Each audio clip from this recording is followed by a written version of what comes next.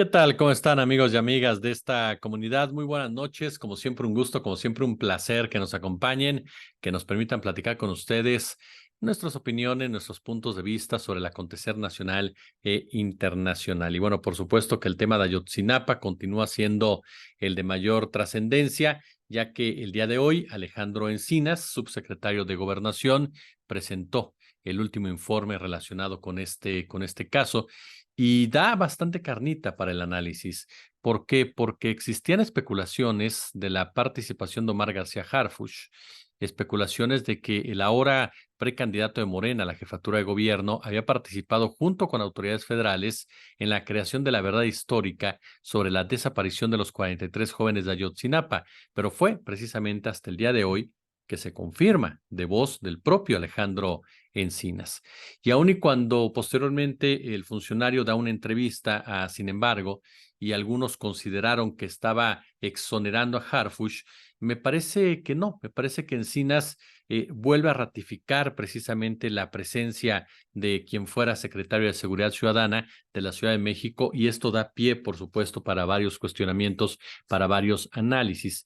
De entrada, recordemos que en agosto del 2022 ya algunas autoridades habían señalado que García Harfuch ayudó a construir la verdad histórica sobre la desaparición de los 43 estudiantes normalistas. Pues bien, en esta ocasión Alejandro Encinas va más allá y explica precisamente que según testimonios, incluso una conversación a través de su abogado con Tomás Herón de Lucio, este da cuenta de que la llamada verdad histórica del caso Yotzinapa, presentada por Jesús Murillo Caram, hoy detenido, fue una construcción del gobierno federal, es lo que dice el abogado Tomás Herón, insistimos, con base en las declaraciones de este hombre que está en Israel. Y aparte de todo, fue una construcción elaborada en una especie de junta de autoridades que se llevó a cabo tanto en Los Pinos como en el 27º Batallón de Infantería. Es decir, caray, el mensaje tan particular de los escenarios. En esta junta estaba nada más ni nada menos que Enrique Peña Nieto, el secretario de Gobernación, Miguel Ángel Osorio Chong, el ex procurador general de la República, Jesús Murillo Caram, el titular de la Marina, Vidal Soberón, el titular de la Defensa Nacional, Salvador Cienfuegos. Y, por supuesto, se habla de la presencia también Tomás Herón y se habla de la presencia de Omar García Harfuch, un hombre que no se trata de condenarlo por su pasado familiar, pero sí porque su pasado familiar pesa en los ascensos que ha tenido, pesa en los puestos que ha tenido y pesa en la confianza que le pueden llegar a tener diversas voces, tanto castrenses como federales, definitivamente. Gracias a su abuelo, Marcelino García Barragán, en el caso de las Fuerzas Armadas, gracias a su padre, Javier García Paniagua, en el caso de las fuerzas civiles. Ahora, en los otros posts, ustedes me han hecho el favor de cuestionarme, de preguntarme respecto al tema de las responsabilidades. Claro, el responsable máximo es Enrique Peña Nieto. Eso está fuera de discusión, porque a final de cuentas, él es el comandante o era el comandante supremo de las Fuerzas Armadas. Él era la cabeza política del gobierno. Él, por lo tanto, es quien tomó la decisión final de aplicar esta narrativa, de desarrollar esta verdad histórica, quien palomeó la estructura de la misma. Yo lo que les digo es que Enrique Peña Nieto lleva a cabo esta construcción política y es el responsable política de la misma para tapar la responsabilidad que tenía el ejército, para tapar lo que había hecho el ejército esa noche. El ejército que, según palabras del propio Alejandro Encinas, tenía un vínculo directo con Guerreros Unidos, a quienes les vendía armas, les vendía municiones e incluso los entrenaba.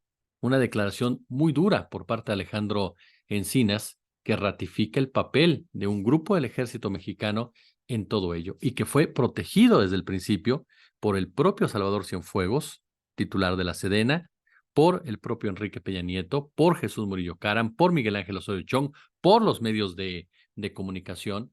Nos decía Vania Pillenot en una entrevista, periodista que ha estado muy de cerca de todo lo que ha pasado allá en Ayotzinapa y en Iguala, que cuando ellos intentaron ingresar junto con los padres de familia, abogados y demás al campo militar para saber qué había pasado, jamás se los permitieron y que cuando lo hicieron ya estaba totalmente levantado y totalmente borrado todo cuanto hubiera podido suceder en su interior.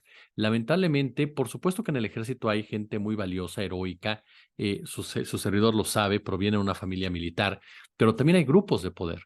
También hay intereses y el ejército a través de todos estos años se ha ido conformando como un tercer poder al nivel del político, al nivel del económico, de la mano, por supuesto, de una integración con el Comando del Norte de Estados Unidos, que cuenta con una fuerte presencia militar en sus decisiones políticas económicas, gracias al complejo industrial militar que dirige todo lo relacionado con la economía de la guerra. Entonces, por supuesto que el ejército mexicano, al estar ya tan vinculados en ese sentido, tiene un peso que se sale del control de las autoridades civiles. Esto, insisto, ¿quiere decir que el ejército le manda a la autoridad civil? No, pero tiene la capacidad de mandarse solo y de ignorar órdenes. Ahora, en ese sentido es en donde está la responsabilidad del ejército.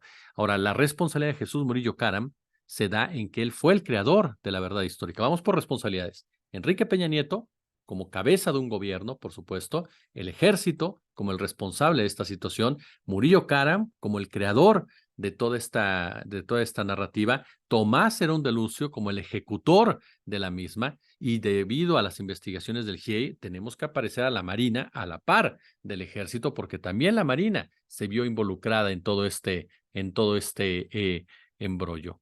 Entonces, esas son las responsabilidades directas de lo que pasó en Ayotzinapa. Ahora, hay muchos comentarios por parte de Alejandro Encinas que vale la pena, por supuesto, mencionar y que no podemos dejar de lado. De entrada, yo sí tengo dudas en el sentido de que por qué Miguel Ángel Osorio Chong no ha respondido ante la justicia si él estuvo ahí. Él sabe bastante, él era el secretario de Gobernación y ahorita está muy quitado la pena desde el Senado. ¿Qué ha hecho Miguel Ángel Osorio Chong para revelar lo que pasó realmente aquella noche de Ayotzinapa? Y él lo sabe perfectamente. ¿Qué ha hecho Humberto Castillejos, quien era asesor jurídico de la Presidencia de la República, ¿no? Y que era el que transmitía todos los mensajes y deseos de su jefe a las demás fuentes después de esa reunión? Él sabe perfectamente lo que dijo Enrique Peña Nieto, ¿no? Por citarle el caso también de Eugenio Imas Gisper del CISEN. Ahí están todos y cada uno de los responsables, y en esa ensalada pues se encuentra el papel de Omar García Harfuch, que en un momento más les doy cuenta de qué fue lo que dijo. Y es que, para concluir con lo de Encinas, él insistió en que la desaparición de los estudiantes de la Normal es un crimen de Estado, que existen elementos para presumirlo, ¿no? Y incluso hizo un recuento de lo realizado por el gobierno, en donde informó que se detuvieron definitivamente a 87 personas en el último año, 2 elementos de la Procuraduría, 14 del Ejército, 8 policías estatales de Guerrero, 3 más de Iguala, y hay 51 órdenes de aprehensión pendientes. También, por supuesto, Alejandro Encinas reiteró que van a continuar hasta encontrar a los jóvenes y que van a crear los mecanismos para que pueda haber una justicia transeccional, y reiteró los vínculos del crimen organizado con el ejército mexicano. Ahora, ¿qué es lo que ha dicho Omar García Harfuch? Omar García Harfuch pues reaccionó a través de un comunicado a estos señalamientos, que son un duro golpe pensando en sus aspiraciones por la jefatura de gobierno, y él lo que respondió a esta aseveración de Alejandro Encinas pues fue lo siguiente. Reiteró que cuando se dieron estas 2 reuniones para fraguar esta verdad en Iguala Guerrero, en octubre del 2014, él se desempeñaba como integrante en la División de Gendarmería de la Policía Federal, no como coordinador estatal de Guerrero. Textualmente dicen: las reuniones en las que participé se establecieron las líneas de acción que se iban a seguir para buscar a los jóvenes en territorio sin abordar temas de investigación. Lo anterior puede corroborarse con los documentos existentes, es decir, con las minutas que se levantaron por parte de la Secretaría de la Defensa Nacional. Y bueno, preciso que nunca tuvo la calidad del enlace operativo de la investigación ni algún otro encargo homólogo, sino que simplemente participó junto con otros servidores públicos, federales, estatales y municipales en estas acciones.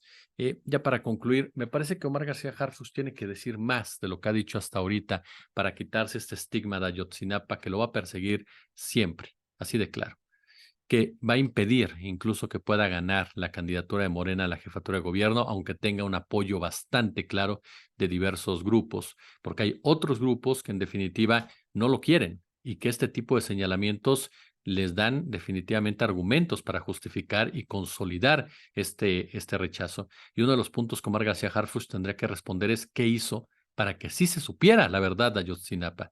declaró ante las personas encargadas del GIEI, lo llamaron a declarar, declaró ante la unidad especializada que se creó durante el gobierno de Andrés Manuel López Obrador, porque uno puede entender que no lo hiciera durante el Peñato por miedo, porque Cienfuegos es un personajazo criminal o Vidal Soberón, pero ya en el gobierno de Peña Nieto, de López Obrador, ¿por qué no se acercó a hacerlo? Si es que no lo hizo.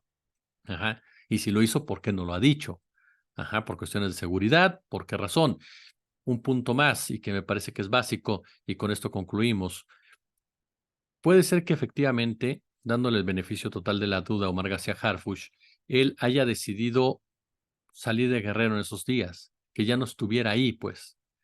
Pero el informe de Encinas, los reportes que se han dado tanto al grupo de expertos internacionales como otros más, hablan de que la relación entre el ejército y la Policía Federal con Guerreros Unidos databan de hace años.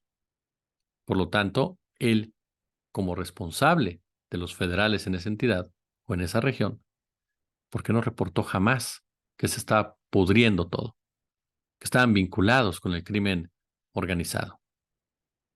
¿Por qué no hizo nada? ¿Por qué no lo denunció después? Tomás Ángeles de Guajardo se atrevió a decirlo, le costó la cárcel, es cierto, el comandante Javier Valles se atrevió a decirlo, le costó la cárcel.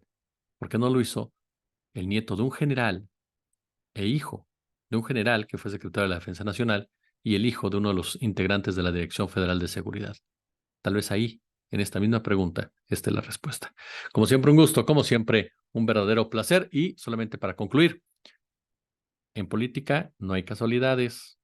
Esta declaración de Encinas en medio de todo este proceso electoral por la Ciudad de México tiene juego en este marco. Es cierto que bueno que no se politiza el informe Ayotzinapa en ese sentido de fechas, pero tiene juego. Y no olvidemos, yo insisto, el presidente López Obrador no quiere a Omar García Harfuch porque sabe de sus vínculos directos o indirectos con Genaro García Luna. Como siempre, un gusto, como siempre, un placer.